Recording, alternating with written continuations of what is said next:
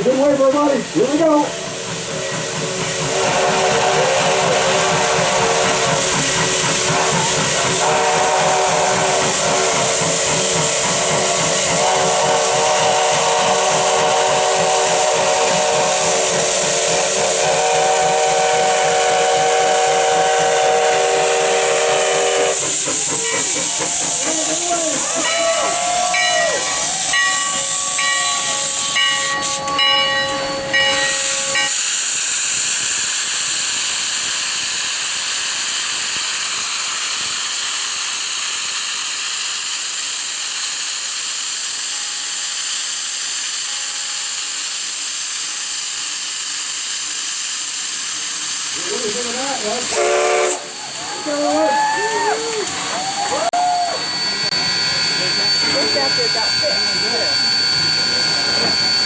Ready to ball count. 1, 2, 3.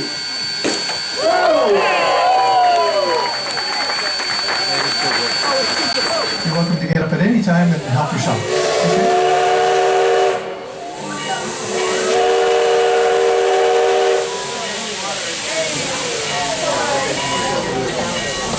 Hold on, we're really going to move out.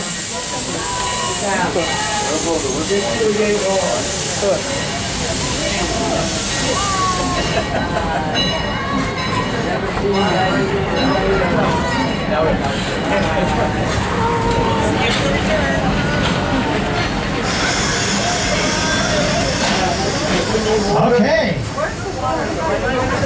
Well, on the left-hand side, as we get past these cars, you're going to see the roundhouse. Now, the roundhouse is where they service, store, and maintain the locomotives at night. It's also one of the last remaining roundhouses from the steam era that's still in operation today in all of North America.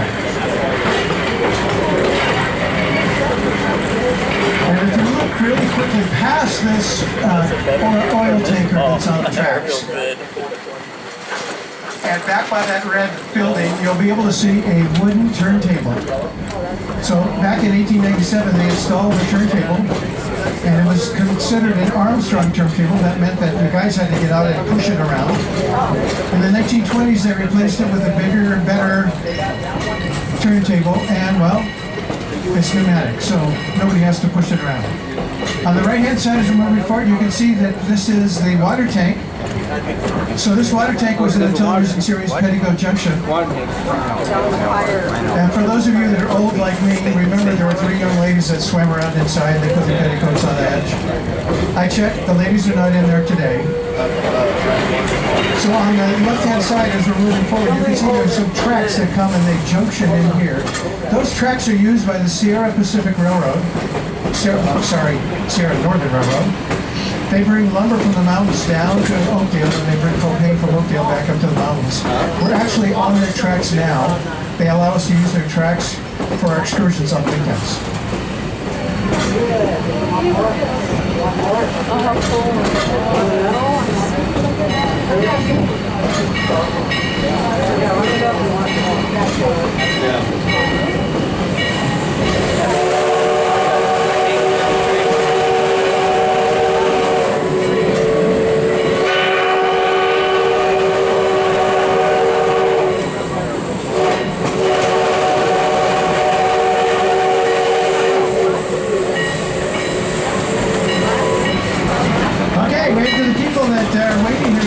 They wish they were on the train with you.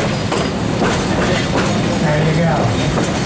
So on the right-hand side as we're moving forward, you can see that this is an equestrian center. This is Horses for Warriors. This is designed to support people suffering from PTSD, so service members as well as first responders. So just past this farm on the left-hand side, you're going to see a BART car. So in 1973, they made the first cars, and they retired this car.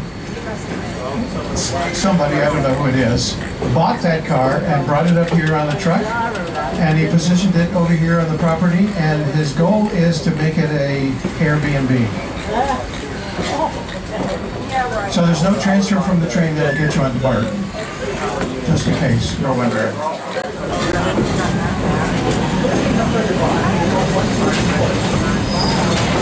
Okay, up here just a little bit, you're going to see a wash. You're going to see the ground dip down into a dry creek bed. Back in 1940, they made a movie here called The Youngstown Medicine on the right-hand side.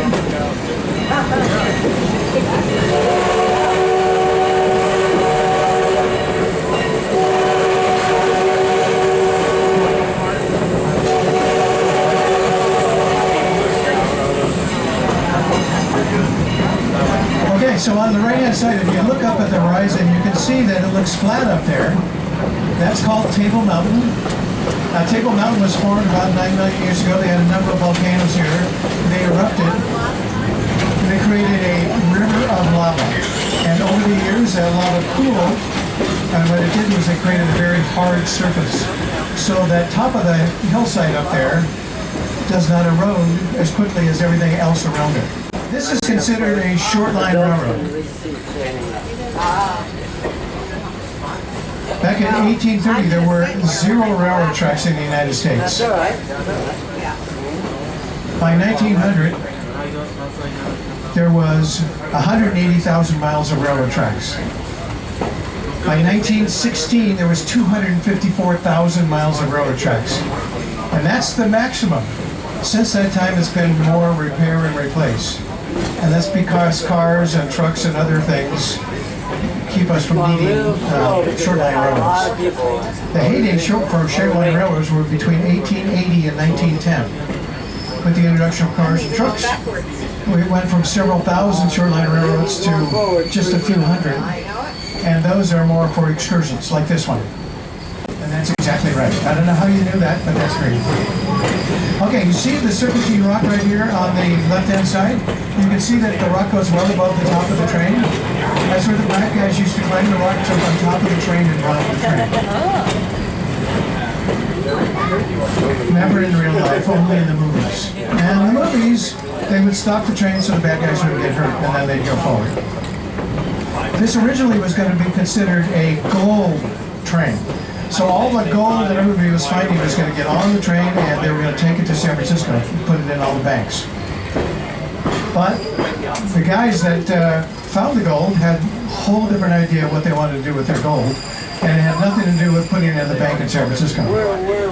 So this train became more of a freight train. So there was natural minerals, there was produce. There was a lot of apples and other things from the area. They also had livestock on the train, and sometimes they had passengers. I know it is, yeah. So at this point we're crossing what used to be the tallest road trestle on the river. It's 55 feet from the rail down to the creek. In the 1920s, they put that I got about 20 to 40. Right now I got the whole building working up So on the left-hand side, you can see we're coming up to a rock quarry. This is a privately owned quarry. It's called Atlas Rock Quarry. It's about 35 acres. They generate about 60 tons worth of gravel. That gravel is used for under the railroad tracks and under the roads. Now the reason it's used as underlayment is because there's a little bit of asbestos in it, and that would be unhealthy for all of us, so we've got to keep it covered. And you probably noticed that there's some stuff on the side of the hill. You and I might consider it junk, but Mr. Hadler considers it his inventory. So when things break, he comes up here and he finds the parts he needs and he fixes what needs fixing.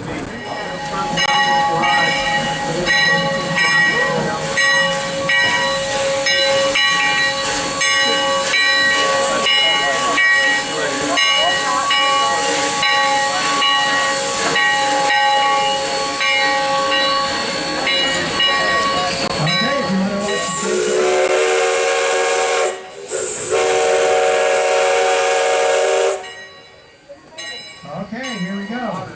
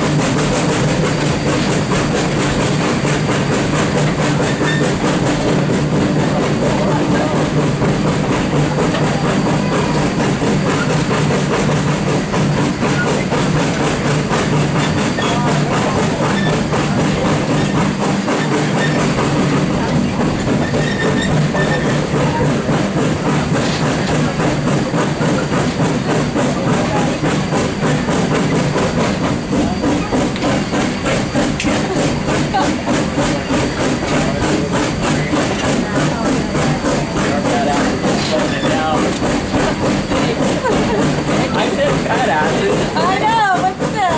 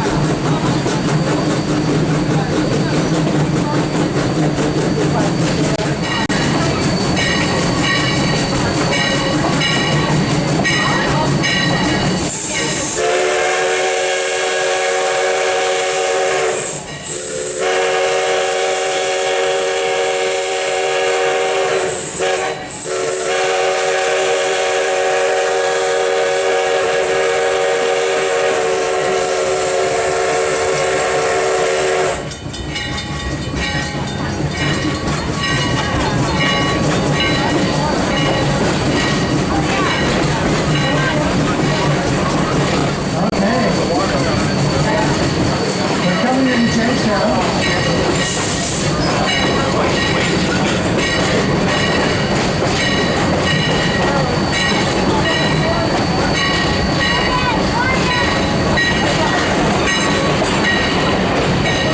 So the tickets that you can ask of you as you come into the railroad station, the first is please stay in your seats until the conductor says it's time to get off.